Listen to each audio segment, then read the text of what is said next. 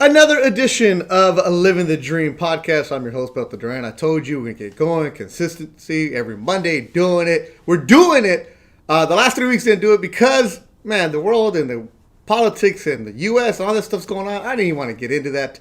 Like, this, we all needed a break from everything else. So, actually, let me get rid of that boxing logo that's in the corner because I do a bunch of different stuff. I do a show on Thursday that's for a boxing one. I do the Living the Dream, do all kinds of things. But what I wanted to do is keep going. And I want to say thank you to everybody that keeps on riding with me for the Living the Dream podcast, available on iTunes, Spotify, also on YouTube at my YouTube page, Beto Duran. Go and check it out. Like, during this pandemic, I taught myself how to edit, taught myself how to do video, taught myself how to do a bunch of different things. You got to always be evolving, especially if you want to be in the broadcast business. You can't just be like a loudmouth and be like, oh, I think this, and then also like, yeah, you're done in 2 minutes, right? So you got to constantly be going. So rate, review, subscribe, let me know what's going on. Instagram, Beto Vision, Twitter, Duran Sports, all that good stuff. And if you're new to the podcast, here's how I do it.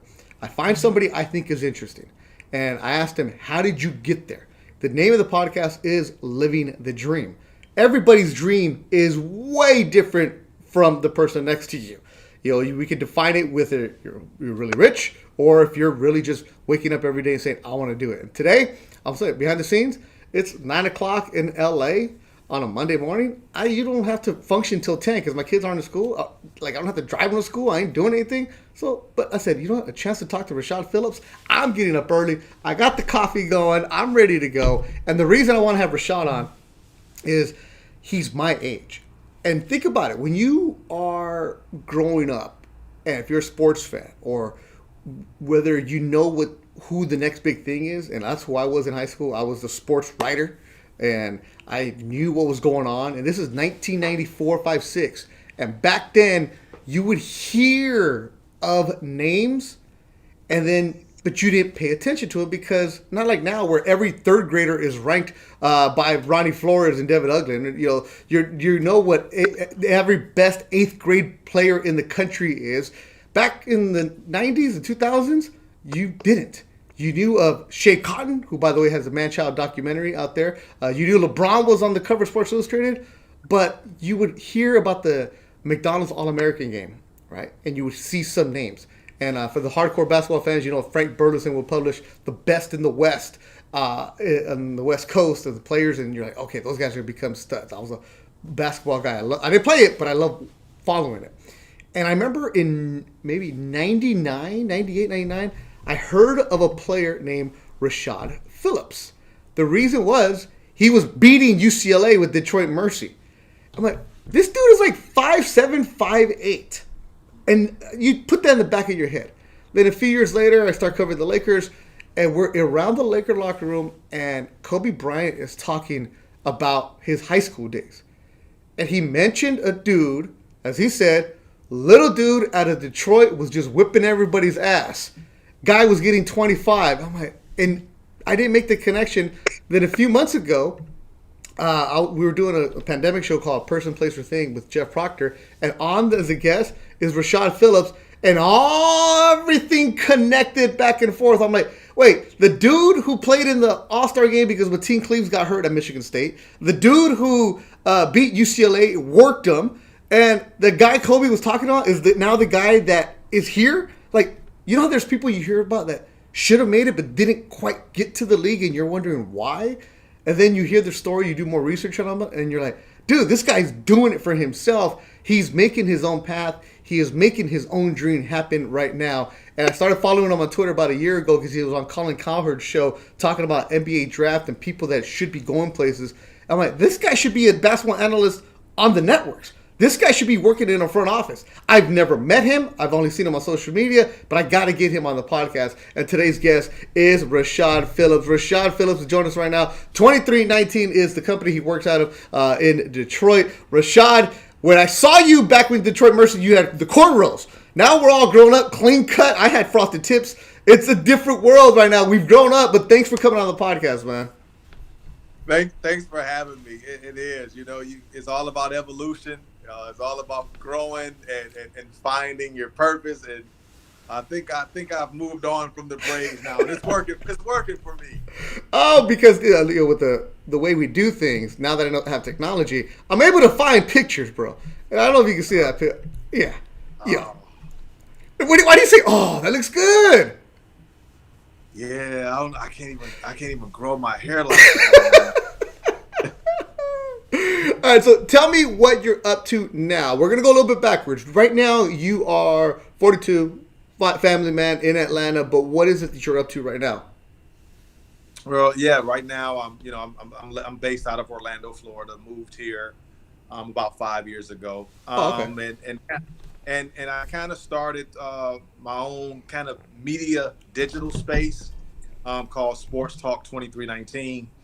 And I just wanted to create a platform where I was able to give the voiceless a voice, and I wanted to be, basically echoing what they are on sports platforms. When you look at the larger platforms, you don't get a chance to really appreciate the true essence and purity of all of sports, because you look at it like fast food restaurant or wine and dine type of eating, and the big platforms, which I love and support too, but they don't have enough time to really wine and dine you. They have to get you your food and they need the next car up. I wanted to create more of a wine and dine type of sports platform, and that's what kind of got me going to Sports Talk 2319. And what do you do exactly with that? Yeah, I do a little bit of everything. I'm a prospect analyst. I have my own NBA draft show. I cover college basketball. I'm branching off to college football and NFL. So when you look at Sports Talk 2319, it's more of a channel. Like you got Fox Sports as a channel, ESPN is a channel, CNN is a channel, BET is a channel, Sports Talk 2319 is a channel. That's why it's called Sports Talk. It's not basketball talk. It's sports talk. So eventually we want to try to evolve and create baseball and football, and we already have basketball. So we're in the beginning stages, but so far so good. Yeah, it's pretty cool. And what you're doing, I see it. You now have a staff. You now have different things going on, and you're bringing on uh, guys and ladies who are good, but might be getting overlooked from other network kind of places. Correct. And I mean, I respect what you're doing, and I'm like, wow, that is a huge task. But it just seems like your entire life has been the bigger the task, let's go, let's bring it. I love that attitude. Where's that come from? I think it just comes from my upbringing. Growing up on the east side of Detroit, and always being small and being doubted, uh, always being pigeonholed that you can't make it out of this section. Like I look at myself and my surroundings as, a person with wings. I Hmm. believe all birds should fly. Anytime I see a bird walking, I have a issue with that, because birds are meant to fly. But a lot of times the stereotypes, the narratives that they give us, growing up, is that you don't supposed to fly. So I've always been a person who wanted to defy the odds, break down the barriers, and continue to push myself to limits that a lot of people didn't think I can get to. And I like to surround myself with other flying birds as well. Man, we are so doing it right now. like, think about it. It's I don't even know what year. 2020, right? Like, you got a Yeah. Mexican dude and a black dude in the media landscape, and Like, and the thing is, we never ever really say I'm this, I'm that. It's just hire me for being the best at what I do, who that's it. happens to be that. That's it. That's it. I saw you covering the World Series. You did a terrific job covering the Dodgers. And my father's a huge baseball person, but just watching you Yeah. on camera really bringing baseball to life for a casual, like I'm a casual baseball guy. So you really brought the game to me, where I was able to really understand the gravity and the magnitude of the win for the LA Dodgers. So I just wanted to say salute to you, because Oh, you did a thank you. terrific job. Appreciate it, man. Appreciate that. And that's the thing is, I'm not a fan of teams, but I'm a fan of sports. I'm a fan of people, and that's what your story kind of resonates with me a little bit, because you were told too short. you're told former player you can't talk other sports. You've always been told you can't do anything else. Look, you graduate high school at 5'7". You probably listed yourself at 5'11", right? You probably Yeah. You know what? I'm not 5'7". I'm 5'9". I ain't gonna let you get away with that 5'7". Hey, give me my 2 inches now. Give me my 2 inches. 5'9" and a quarter. Oh, the quarter. Oh, you gotta get the quarter. I need that quarter, man. Yeah, but I came into high school at 4'8". I was 4'8" as a freshman in high school, and I grew up an entire foot. I had knee problems my sophomore year because I started to really grow. So I went from 4'8" to 5'4" in the summer going into my sophomore year. So I grew like 6 inches, and then when I graduated high school, I was 5'8". So I grew an entire foot. Wow. Well, you end up going to Detroit Mercy. I remember hearing about that Round Ball Classic game. You got in because Mateen Cleaves was hurt. You got in and you rocked it. What, 20-something points you got in there?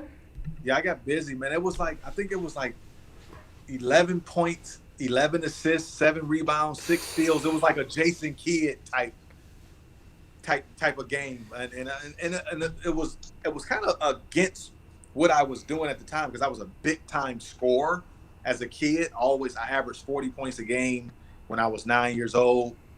All the way through elementary. Then when I got to middle school, I averaged 40 points a game. In middle school, I got to high school, I averaged 27 points a game. And then you throw me in this all-star game, and then I go for like 12 points.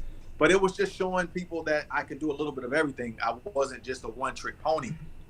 You surround me with the right people, I can play this way. If you ask me to do this, I can play this way. So I was able to kind of mix my game up, and especially for that occasion, being surrounded by 19 of the best high school players in the country. And Kobe was in that game, right? Yeah, Kobe was the number 1 player in the nation. He was on the opposite team, alongside Tim Thomas, who was the number 3 player in the country. Oh yeah. This was one of the more loaded games that you'll ever see. And that's where a few years later, when Kobe would say, "That's the guy that should have got to the league." What kind of relationship did you have with him? Yeah, man. Kobe was my friend. Like, I could really call him that. I know to the world, he's just Kobe Bryant, the iconic figure. But to me, Kobe was a friend. He was a person that I can call. He was a person that I can lean on. And, just that picture that you have in itself, there's a story behind that picture. I was going through a really rough period in my life during that time. I was in and out of overseas, struggling with jobs, and was kind of losing my way with life. Kobe hits me up, tells me they're playing the Pistons, come to the game, meet him after the game. We talk. He tell me, "Rashad, you're great. Get yourself back together. There's so much into you. There's so much in you. I believe so much for you. I need you to get it together." And that he gave me this motivational speech. And from then on, after that picture, I went on to start my own academy, which is Skills Unlimited. Turned out to be the biggest training academy in the state of Michigan. And it was because Kobe Bryant kind of spoke that life into me. See, man, that's giving me chills right there to hear that, because Kobe's our age, and as a reporter around him, I've always said, when I would go speak to high schools, kids would always tell me, "Oh, you know Kobe?" I'm like, "Yeah, man, one of the coolest dudes out there." I'm like, "He's not my friend. He and I had our own battles, because if I asked him a stupid question, he'd give me a stupid answer." And especially if you're around his age, like when I first started off as a reporter, 2004, 2005, it's like, who's this guy? That wasn't the nice Kobe we saw at the end. He was a dog back then. He was a punk. Yeah, and it was like, especially when you're young, he's going to test you like, are you going to be a kiss ass? Yeah. Are you the kiss ass, or are you going to be a real reporter? Which one are you? Yeah. And so he and I did not see eye to eye, and I got it because my questions were stupid at the time. I wasn't prepared enough at the time. And when I talk to kids, they're, "Oh, Kobe, well, he's a jerk. He's this and that." But there's more stories like yours than there are of Kobe jerk stories to people. And the people who usually said something bad about him were usually the people that deserve to get something bad about them. Yeah. Like, we've heard more of stories like yours, but why did he reach out to you, do you think? That's the thing that I've always been curious about, because he doesn't reach out to many people, or he No. didn't, but it's the ones he does, it's like, those are my guys. What Yeah. was it? I believe we befriended each other in high school, and the respect that he had for me in high school as an unranked player, 5'8", to walk into a large arena and outplay him and 19 other the best players in the country. He was like, there's something about this guy. And from then on, he gave me his number after the game. And I remember when he got drafted to LA, because this was in April. So he had told me that he was going pro. He gave me his phone number. When the Lakers traded for him and he moved to LA, he hit me, gave me his number because he was living with his sisters. I still remember calling the house phone, his sisters answering, and we would talk on the phone. Like, this is all stuff that I really never shared with people. And we just befriended each other. Like, we were just really friends. And he inspired me. Even though we were the same age, Kobe was the measuring stick for me, because it was like, if I can get in the salt water with that shark and compete at the highest level, then I know that at this level in college, I'll be what I could be, and that's an All-American. So Kobe was my motivation all the time. I would watch what he was doing in the NBA and say, okay, I should be able to do that here at the college level, because I was just on the court with him. You're right, because he's a player and actually a person that, as you dealt with him, and I think it's because we're now older, we appreciate what we were going through. And, you know, when you're in your 20s, look, like I said, I had frosted tips. I'm on ESPN, fool. Ain't nobody tell me a damn thing, right? But you start reflecting back and forth. You're like, this dude was different in how he was thinking. He was always 3 steps ahead of us. Way ahead. Right? Like you said it. You're in college, and you're like, I can compete with the guy who's in the NBA. And I'm over here as a reporter. I'm like, damn, that fool. Okay, I need to step up my game. That's what it was being around him, right? It was like step up your game. That step up. That's just the type of person he was. He would make you get to his level, or at least try to get to his level. And me, you know, all of us being the same age. My birthday's in May, so I'm three months older than Kobe, because Kobe's birthday is in August. Yeah. So it was like he was always elevating the people that he really cared about. And if you were around him, he would make you elevate to him, even as a reporter. Yep. He like, look, man, like, you got to elevate up here. Don't come in here with those fanboy questions. Like, give me a real media basketball question, or I'm gonna get after you. Yeah, that's who he was. That's what it was. And then once he gave you that respect, or he thought you knew what was up, it was cool. Like, and with him later on, like I said, we have kids around the same age, and he's like, "Oh, how's your son doing?" And I'm like, "All right, how's your kid doing?" Like, you know, we were soccer dads that day, and it was then once he started speaking Spanish, I'm like, "Fool, what are you doing with the Spanish?" He's like, "Oh, I've been listening. I'm trying to learn it." And he's like, "Speak to me in Spanish." So I would throw him a little stuff in Spanish, like not interviews, but just like conversation with them. And I'm like, "Nah, change this word to that word." And I'm like, the next thing you know, I'm like, "This fool's Spanish is better than mine." Like, well, all right, like just. Good for you, bro. Like, I can't speak to you now because you're using the proper Spanish, but you probably wouldn't got a professor do all kinds of stuff. But that was those memories, and I wanted to get to that a little bit. All right, now back to you, though. You have the Kobe telling you could do this, you can do that. You go to Detroit Mercy, you beat UCLA. You're thinking you're getting drafted, but it didn't happen. How did you stay motivated and say, I'm still going to be a pro. I'm going to find a way?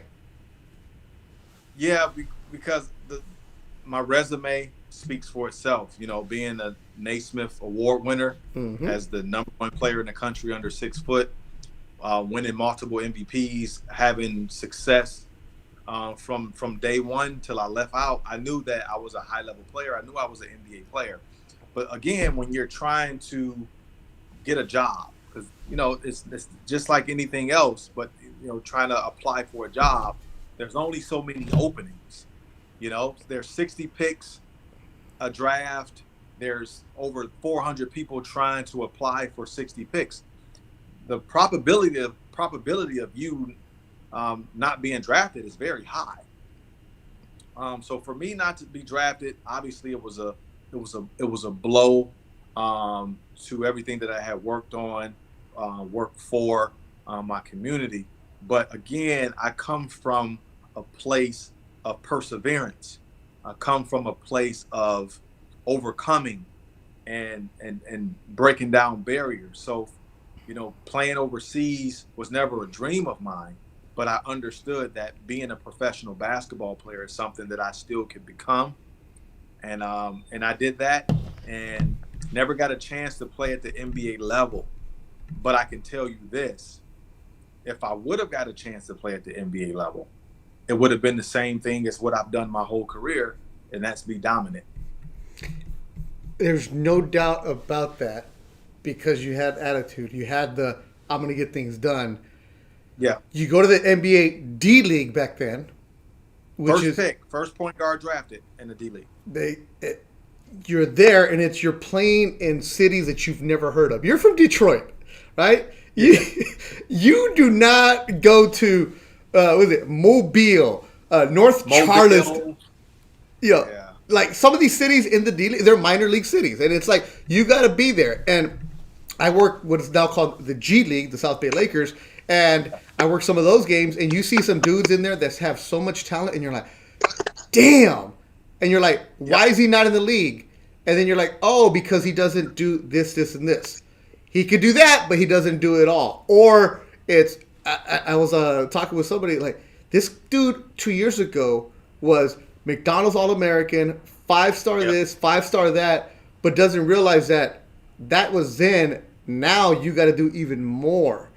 That year that you were there in the D League, a lot of guys can get broken down mentally.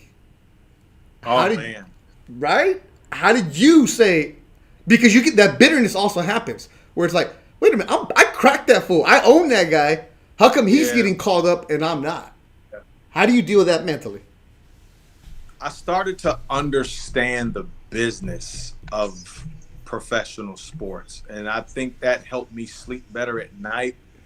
I started to see, like, you know what? It's not about my game. It's all about networking and having the right agent and waiting on the right opportunity. One thing Ben Wallace told me this. In the summer times, I used to go home and play pickup with the Pistons all the time because I lived out in Auburn Hills.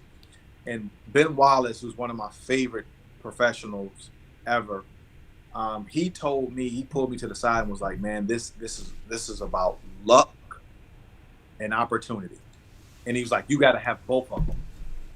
And for me, I never got the luck and I never got the opportunity.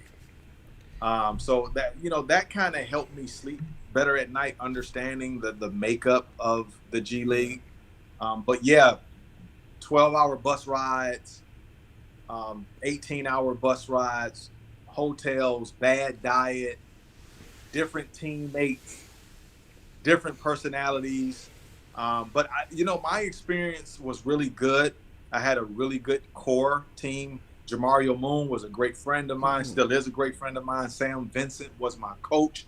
And Dale Demps, who was the GM for the Pelicans, he was my assistant coach in the D League. So I had some NBA coaches that really gave me an opportunity. It was a growing up experience for me, a kid from Detroit that never been outside the city really. So it grew me up, and it was much needed. It's you just said the right thing about that. It made you grow up. It made you see that it's a business. And I try to speak to different schools. I try to mentor a lot of high school kids or stuff like that. And I tell them, the people that you're going to meet, you're going to need them 15 years down the road. Like, wherever you're at that time, I don't care how pissed off you might think, like, I'm not playing this. Like, dude, you're at a D2 for a reason. Like, you're at a D3 for a reason. They're like, nobody's recruiting you. Like, UCLA is not calling you for a reason. Like, because if you were, they would know you. It doesn't matter what sport. And I tell them, like, if you want to work in the business of sports, it doesn't matter if you're a broadcaster, front office, the relationships you build early on, because next thing you know, that kid that you try to punk because he was getting you a water and you're a jerk to him is now the GM of a team because they grow up. Like the assistant trainer, next thing you know, is Oh, Rob Pelinka. It's Bob Myers, who was on the UCLA teams that you played against, is now a GM. It's the relationships you build, right, Rashad? That's because there's a lot of guys who go off to those leagues and they'll get bitter, and then they'll be a Drew League All-Star, or they're playing great in New York, right, at Rucker. But they're still complaining about nobody gave them a shot. But it's also, well, what did you do to make your time better, right? Yeah, I always tell people this: life is an audition, and you're always on stage. Always, life is an audition, and you're always on stage. Everywhere you go, if you carry yourself like you're auditioning for something big all the time, the less mistakes you'll make in life. And I've taught myself that. I'm always on the audition. Man, that's a good. I'm gonna start using that with the kids. Life's an audition. You gotta say that. You gotta say it with your chest too. Exactly. Out there, it's an audition, and it really is. That's the little things too. Because I always tell people, when you're gonna be an intern, if you're at the TV station, call a shirt every time. Look the part, no matter what. It's the details. It's an audition. All right. Absolutely. Okay, so you leave this.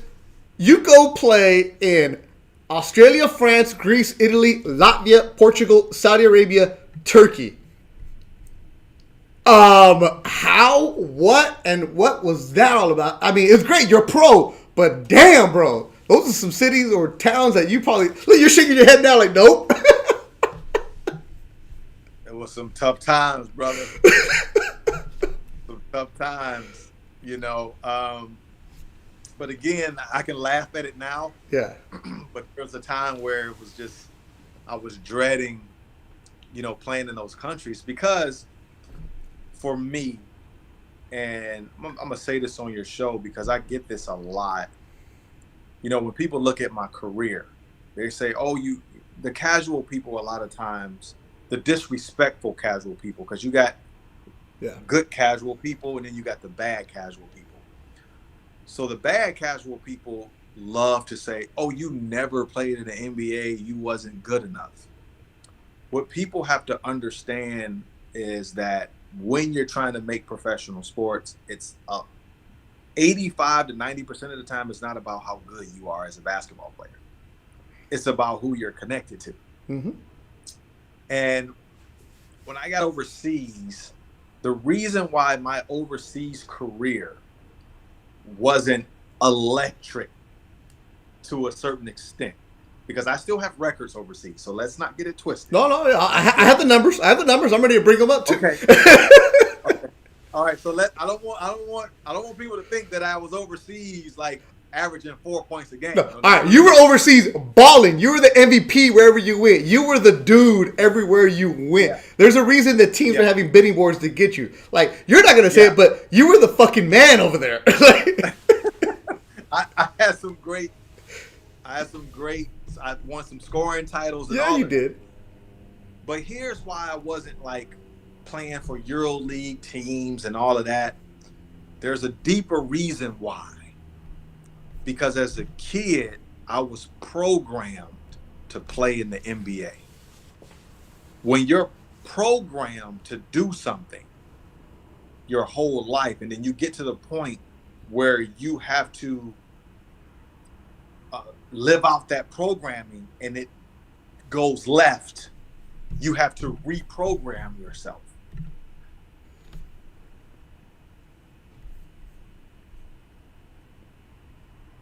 Oh, wait, what happened here? Oh, where's your audio at? What happened to your audio? Oh, where's your audio at? What'd you do? What'd you push? Oh, wait a minute. No, don't tell me that was good. He was programmed. He was reprogrammed. You can hear me still. Oh, what did you push? All right. You hang up and redial me. All right. Man, he was getting into the zone right there because he was okay. I was reprogrammed. He's good. All right. So you hang up, Rashad. We'll be doing it again.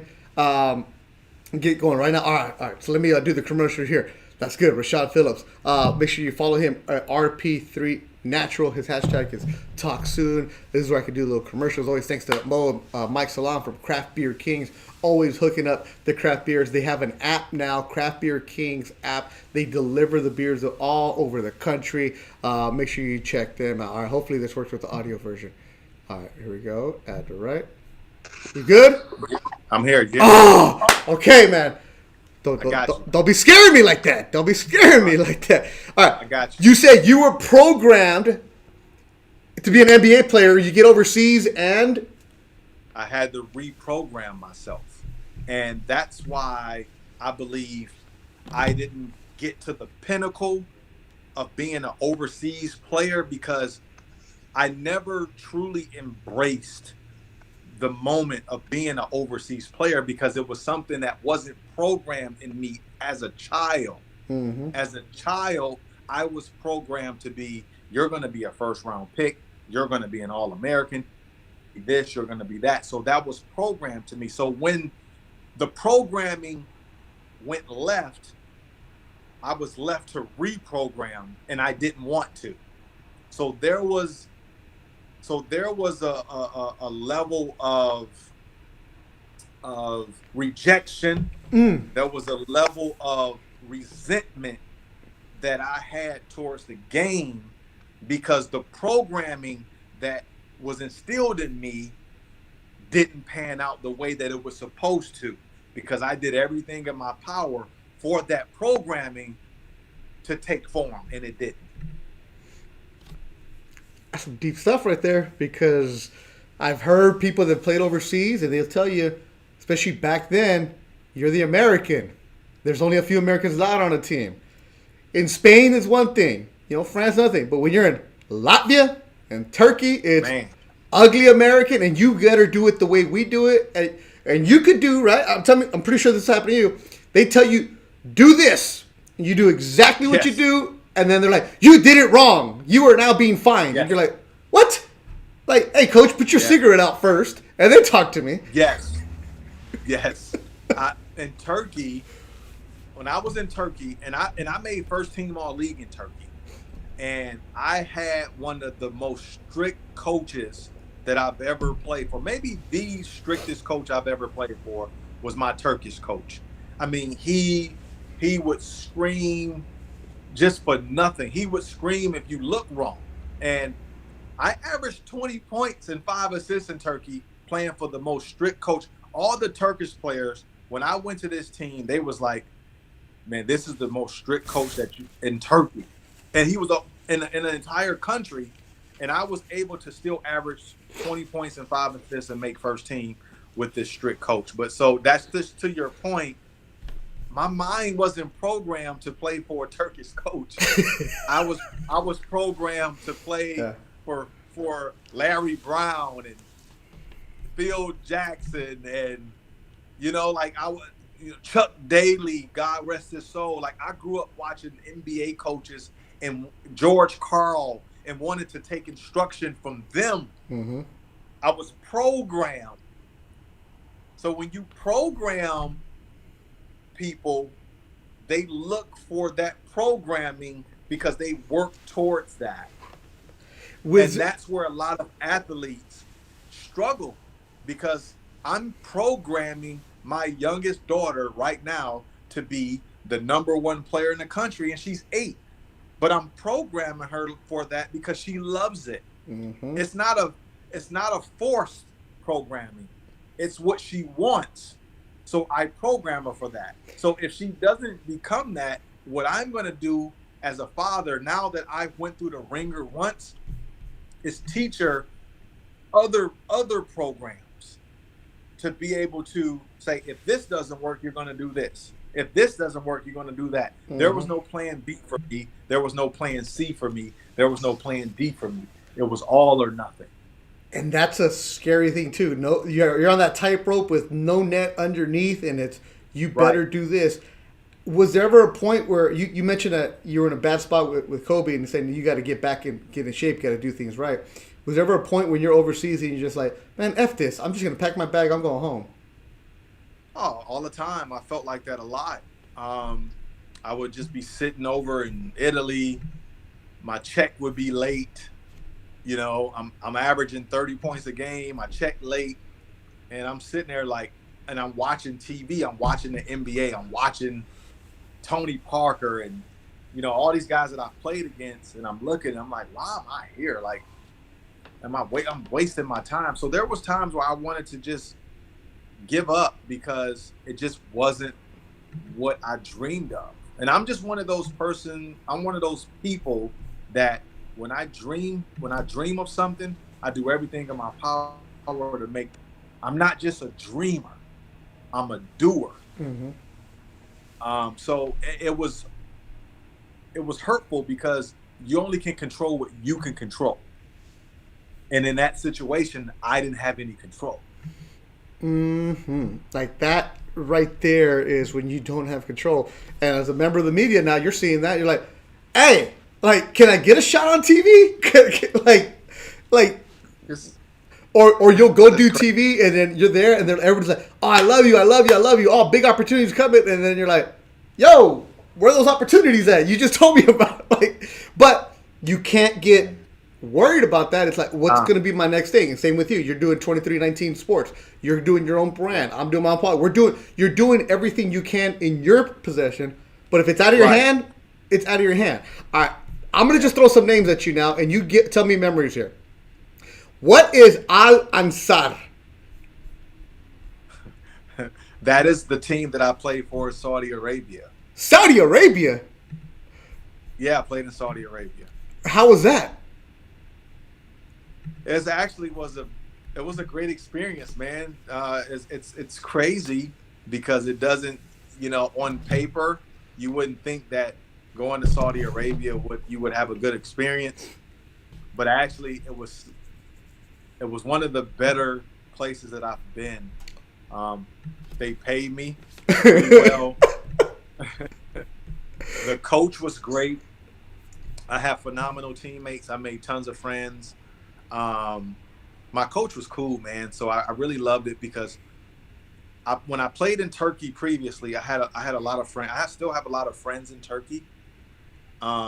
So I was able to, on weekends, my coach would let me fly to Turkey, and it was only like a 2-hour flight. Okay. So I would fly to Turkey and hang out with my friends and stuff like that. But it was a good place, man. It doesn't sound like it.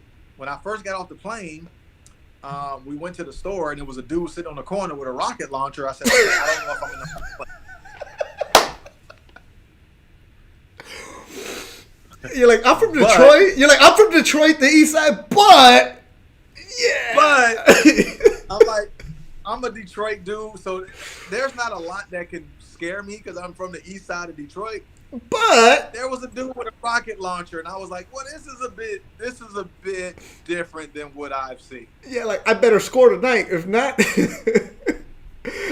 had a rocket launcher, and he had a scarf wrapped around his face, and all you could see was his eyes. And I was like, "Yeah, I don't know if this is the right decision." Yeah. But you stayed and you balled. That's what you got to do. That's the other thing. It's like I've had friends that played overseas. There's like, as long as you ball out and you don't do anything stupid, you can make a nice career for yourself. I balled out in Saudi Arabia. Like I balled out, had scoring records over there. Like they loved me there.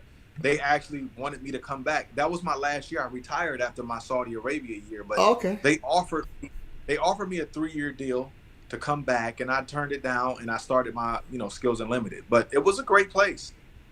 How about this one, Macedonicos? Oh, Macedonicos. Yeah, that was in Greece. Yeah. How was that? So, that was an experience and a half there, because they ran out of money while I was there. So I was there with Elton Brown, who played at Virginia. He was a big man. He was AAU teammates with JJ Redick. So he was the other American on the team with me. So we were there for about 2 or 3 months. And like once we got like the 3rd month, the team basically went bankrupt, and we were stuck over there and couldn't find plane tickets back home. So that was that experience right there. Wait. So they just said, okay, season done, bye? they just say they couldn't afford us. You know. So get home. Um, yeah, we'll try to get you home, man, but we'll try to figure it out. Yeah, but they ain't trying that hard. No, but I got out of there. I had money saved, so I was good. It's like, look, man, I'll buy my own ticket. I'm good. I'm out. Some of these teams, though, I've heard at different levels, whether it's baseball or basketball, sometimes they pay cash. Did you have that done? No, not I was making too much money, so I Oh, couldn't. okay. No, All right. But there's some dudes, right, there you've heard. Here's the envelope.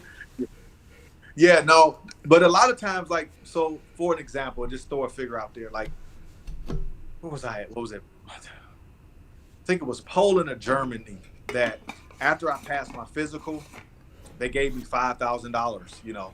So I'll pass my physical. They'll give me like $5,000 in their money, and it was like I would use that to like go to the grocery store and stuff like that. And then after that, I'll have them just kind of direct deposit it. But without no, you know what? No, this is funny. So when I was at Saudi Arabia, they would give me cash, and I would have to go to the bank, and I would send it all home. So I'll be walking in the bank with like 20 grand in my pocket. Right? And the dude with the rocket launcher is like, oh. So look, it's a true story. Me and my other American teammate, we got like 20 bands in our pockets, and we're like, don't go to any stores, drive us straight to the bank, because we had a driver in Saudi Arabia. So he would drive us everywhere. We like go straight to the bank. We would go into the bank, and then after a while, they knew us when we come in there, and we would drop our loads of cash, and they would, it was the weird. That was the first time in my life I felt like some type of like drug dealer. Yeah. Stacking this large amount of money, and it was like, bro, this is crazy. Like I feel like I'm in an episode of Paid in Full or something. Yeah. Man. Like you were Scarface when they took the bags to the. Yeah. Wait, Yeah, you had the money in your pockets? In my pockets. No backpack, like just 20,000 in my pockets. 20 grand.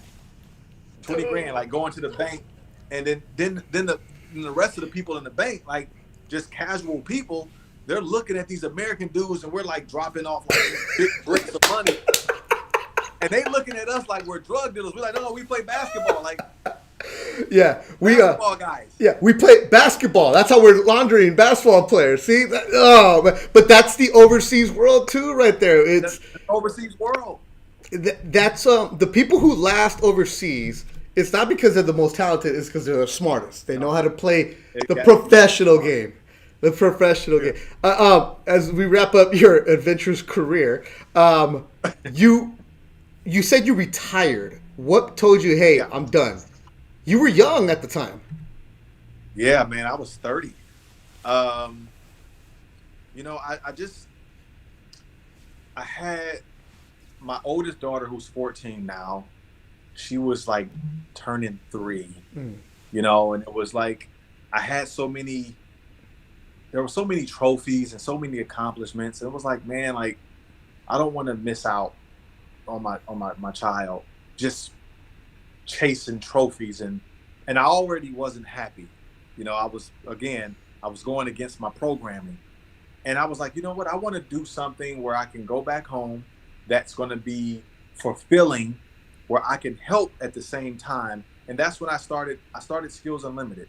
I retired, came home, started my own training academy, and thank goodness, obviously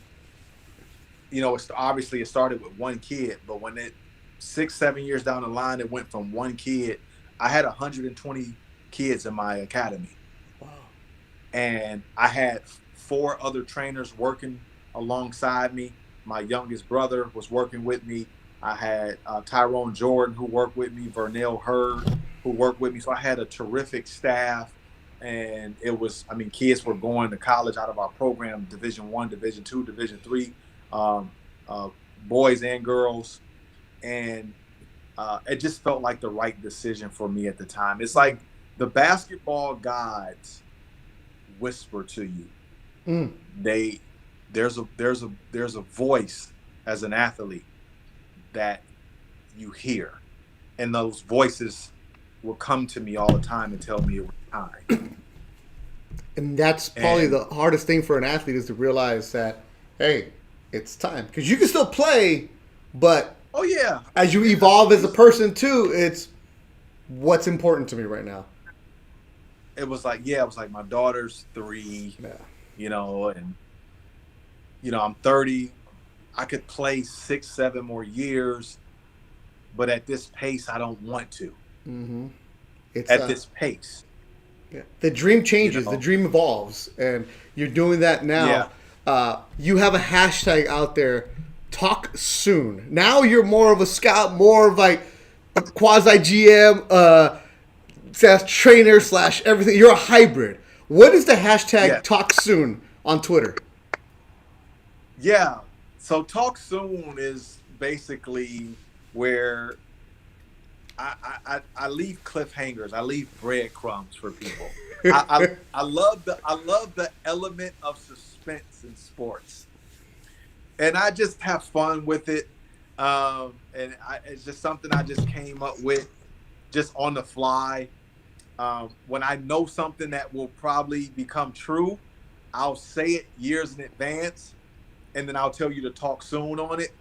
And it's almost like leaving your eggs and then coming back watching them hatch later. And it's something that, people started to really love and pick up on, and it's kind of just followed me. So I embrace it. Yeah, it's if you're a hoops head and you want to know who the next big thing is 4 years from now.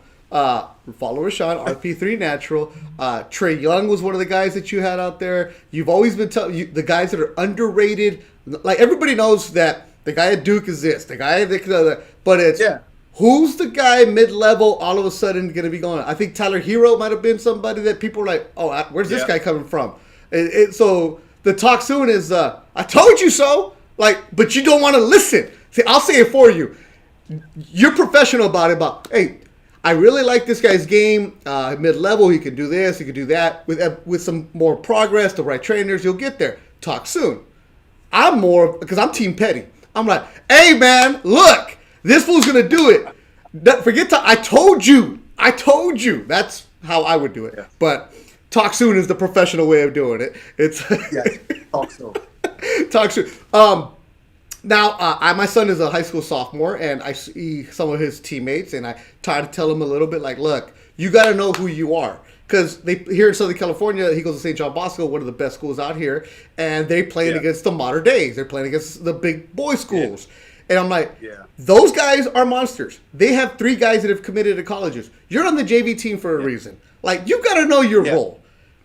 15-year-old kid, what's the best advice you have for them as they're not the one getting recruited? They're not going to the Pangos, Trigonas, all those other stuff where the shoe circuit. It's you're just trying to get some game in, and hopefully an NAIA, a D2 finds you. Right. What's the best advice for those kind of guys? Basically, it's always stay true to yourself, and you have to advocate for yourself. You have to believe in what you can bring to the table.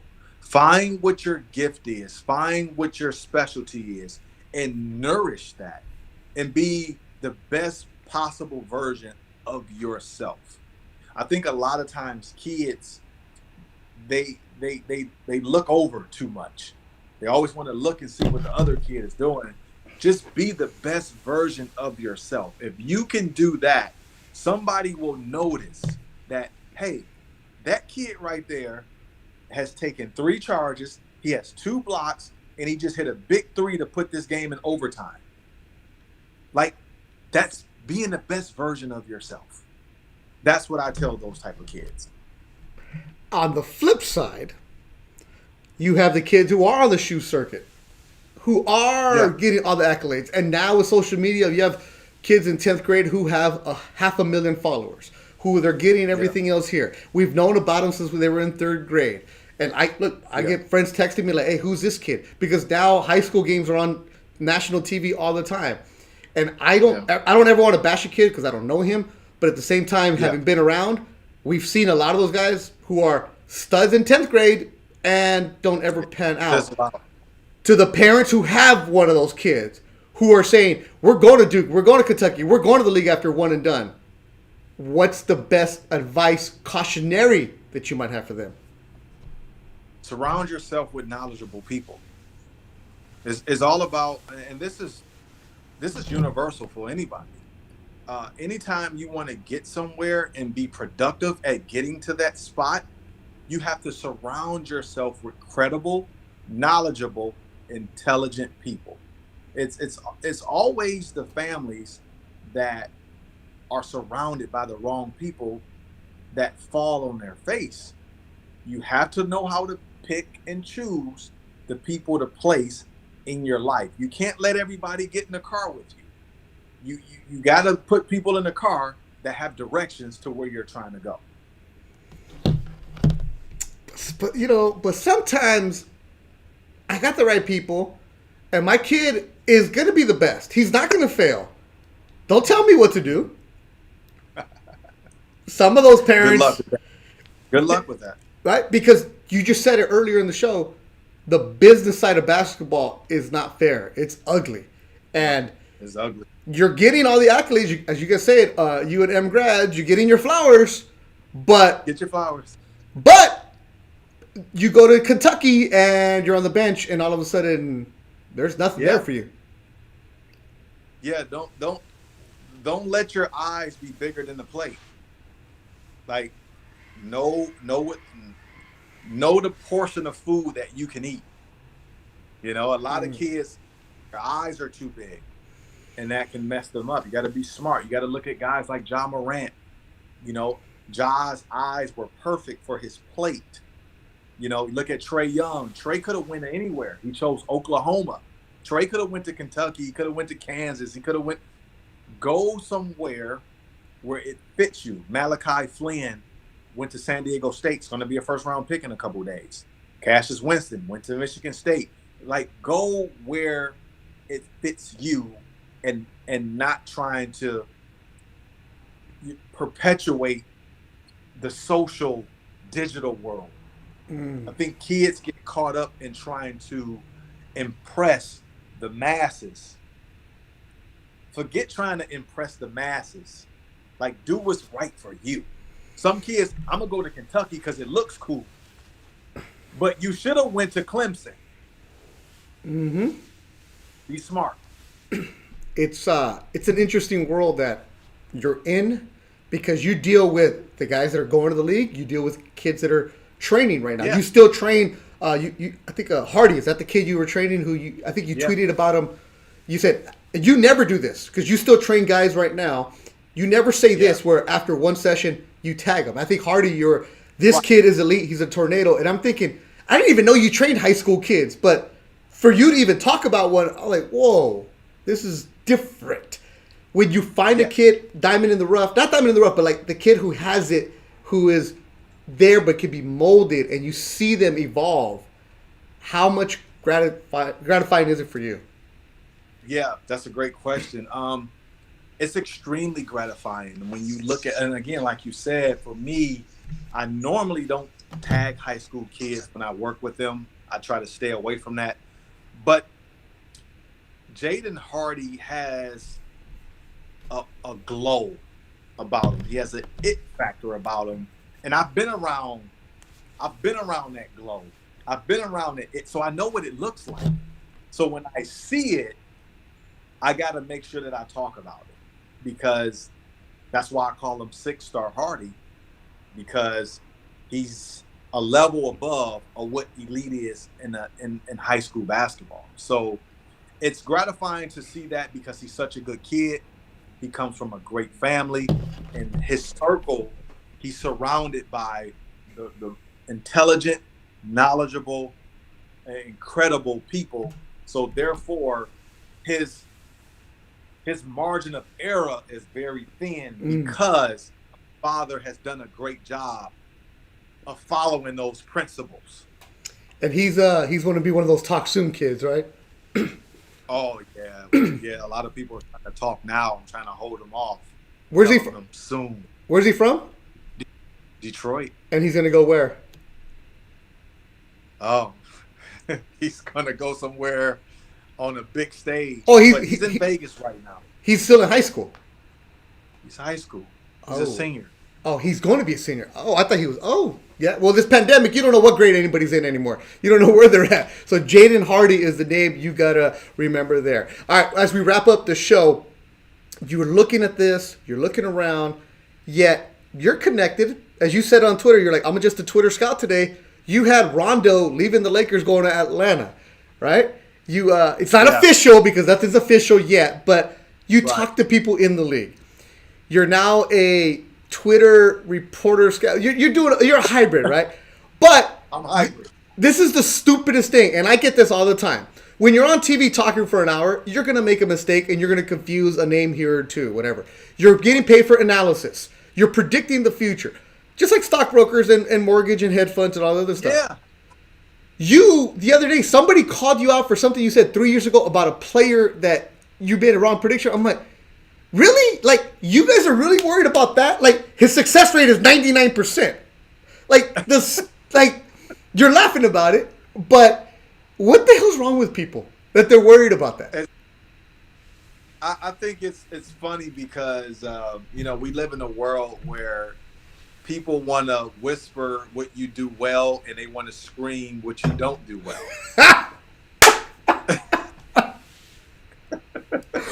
Damn. So we live in that world. So for me, it's always credible people always get attacked by people trying to attack their credibility. That's just the world that we live in. So anytime you can see me miss a free throw, miss a open jump shot, they're gonna echo it. You go to a basketball game, right? You're on the road and Steph Curry's at the free throw line. What does the crowd do? They make as much noise and try to bring as much distraction as they can as Curry sits at the free throw line. If Curry misses that shot, what does the crowd do? They celebrate. So I kind of look at how I go about my predictions and my evaluations as I'm shooting free throws. And I can tell you that my free throw percentage is pretty high. So you can celebrate when I miss one. It's okay. I'm fine. The thing is, you owned it when you messed up. You're like, damn, always. I was wrong. You didn't hide from it. You're the first one to say, you're the one who said, hey, I messed up here. You're telling them I messed up. I messed up. It's okay. It's just the landscape and where we're at right now, how people react. So it's cool. All right. I've even went into locker rooms, the players that I missed on, and told them I missed. Man, I missed. Yeah, and you know what? This is something that I told my son the other day. There was a high school player who was on TV the other day, and he tweeted about how all the haters out there are this, and that, blah, blah, blah. And I'm telling my son, like, why are you even acknowledging the people who are watching you? Like, why are you acknowledging you're one of the bigger recruits? I mean, I don't know who the kid is, but you're one of the bigger recruits. People are tweeting about you. Instead of saying, hey, I want you to pay me your respects, this is me being the 42-year-old man, go out there and ball, shut them up, and, like, as I always say, love my fans. You're watching me. Like, you're the one watching me. Like, that's, but it's a different way. Imagine if you would have grown up in this era. No, I'm glad. I'm glad it wasn't on social media. Man, I couldn't imagine the pictures that I would have been caught in and stuff in college. I'm so glad there was no social media. No kidding. That's why I always say I never post after 8. You never see a damn thing of what I'm doing. Rashad, you have for the people listening today, you have an NBA draft special that they can catch up on with you. What else are you doing with your companies? Yeah, so right now with sportstalk2319.com, I have my new podcast that will be releasing next month called One of One Podcast. I have my draft show with SUV TV. This week we'll be hosting the draft with my phenomenal team, Max Van Alken, Zach Ramey, Daryl LeBerry, Kate Constable. That's going to be a tremendous show. Again, I have a show with Kendrick Perkins called No Agendas during the NBA season. I have my own documentary interview series called Legend Circle. I have one out with Isaiah Thomas right now. I have one with Chris Webber coming out, Chauncey Billups, and Antonio Gates. So I'm gonna be pretty busy the next couple of months working. As you should, man. As you should. Rashad, it was cool catching up with you. I know you got a bunch of other things to do. You got to go train that 8-year-old in the garage. And, man, your daughter is awesome because a year ago, she wasn't playing basketball. She was doing the typical 8-year-old, slapping the ball. Now she's between the legs doing things.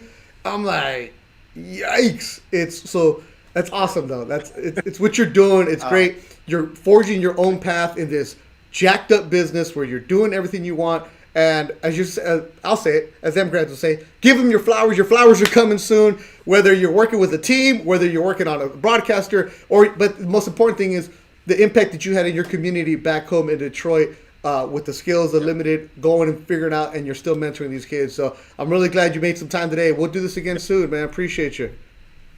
Thank you. It's always a pleasure to be on your show. I'll be back. Oh, for sure. We're for sure. And when you come back, I'm going to tell you, hey, man, you were wrong on him. You're wrong. Wait. Last thing. There's another hashtag you have. Yoda. What's that? Yeah. Yoda's, I'm a Star Wars person. I've always loved Yoda being a great teacher and a person of wisdom. So it was given to me by a high school coach years ago, and it stuck with me, and I just love it.